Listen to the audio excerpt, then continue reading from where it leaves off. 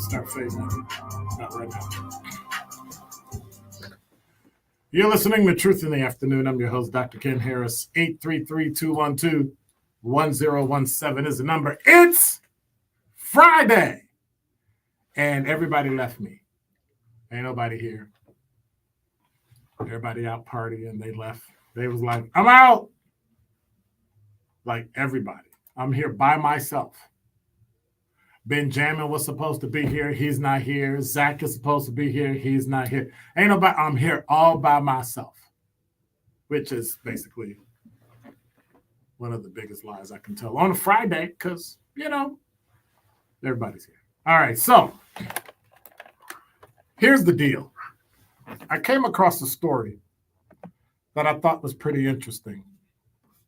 And so I thought I'd kind of look at it and share it with you. And it has to do with a stereotype. By the way, if you have any phone calls, it's Open Line Friday. 833-212-1017 is the number. Remember, you can join us here on the award-winning 1017 The Truth. We stream live on YouTube and Twitter, or commonly known as X, at 1017 The Truth. Live. And if you see live, then you'll see me. Truth in the Afternoon, all that stuff. So,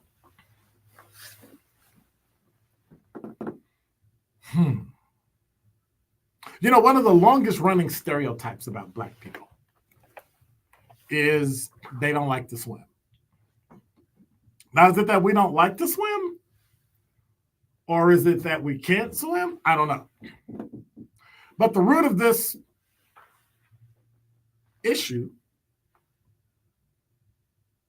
comes from slavery, racism, and as Black people gained more freedom, more autonomy, other issues popped up that pretty much contributed to us not doing certain things. One of those certain things is swimming, water sports. And so it's rare that you see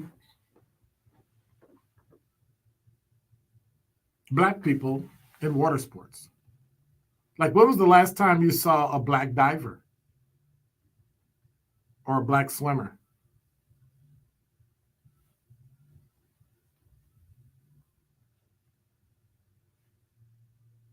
Exactly.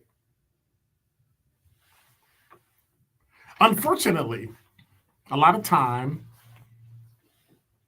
there were times when most of us were kind of scared to jump into water, but we had to when we were being transported across.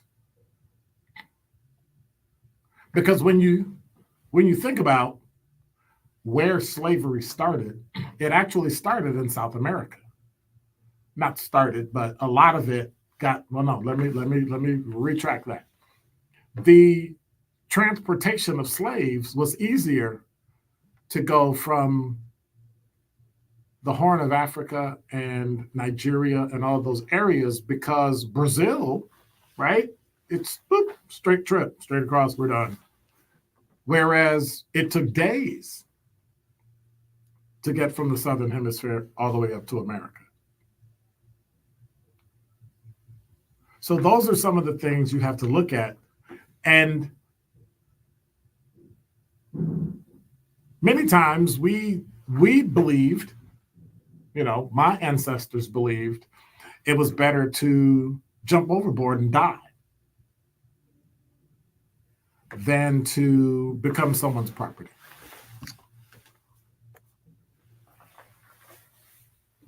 And so, would you say that we've progressed? I would say yes.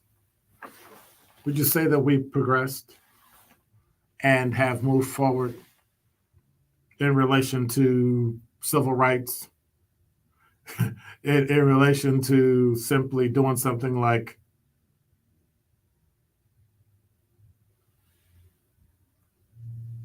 beaches,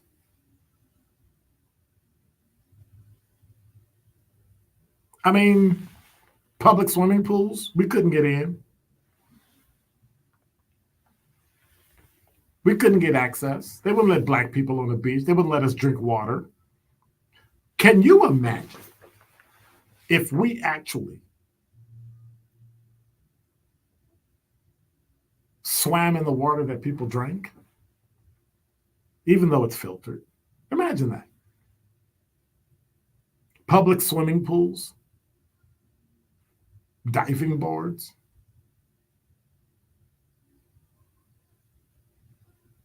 Well, we can say this probably, I'd give it a 95% accuracy, where this caused a domino effect and caused us not to be able to learn how to swim.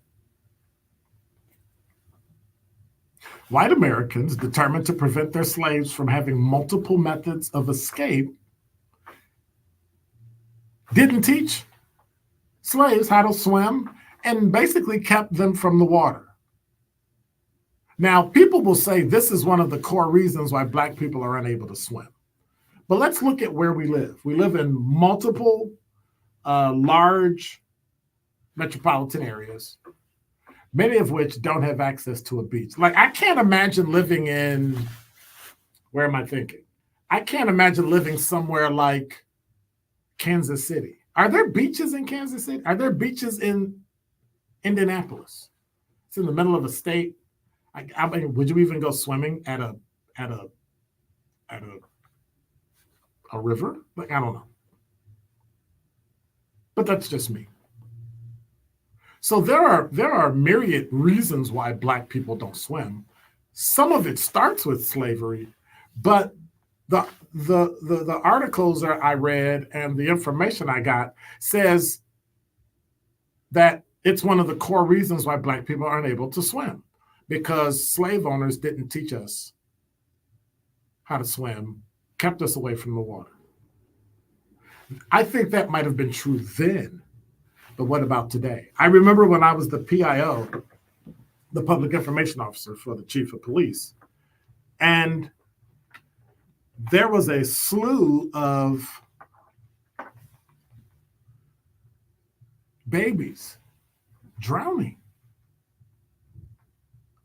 The one that struck me was the young girl whose sister fell in the water and the other baby jumped in to try to save her, and they both drowned when neither one of them could swim.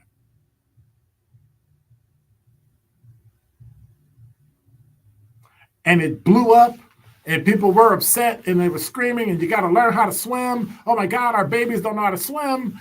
And then it kind of went away. Organizations don't teach how to swim. You got to pay money to go to the YMCA to learn how to swim.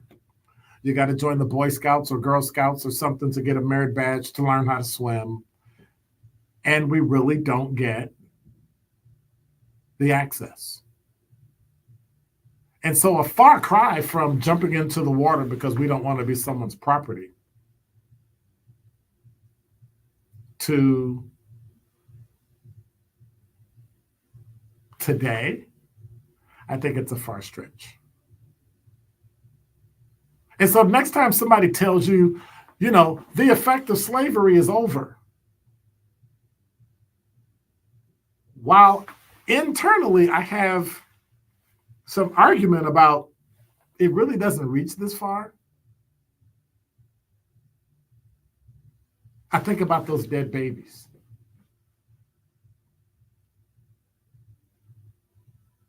And so the next time somebody does come to you and say,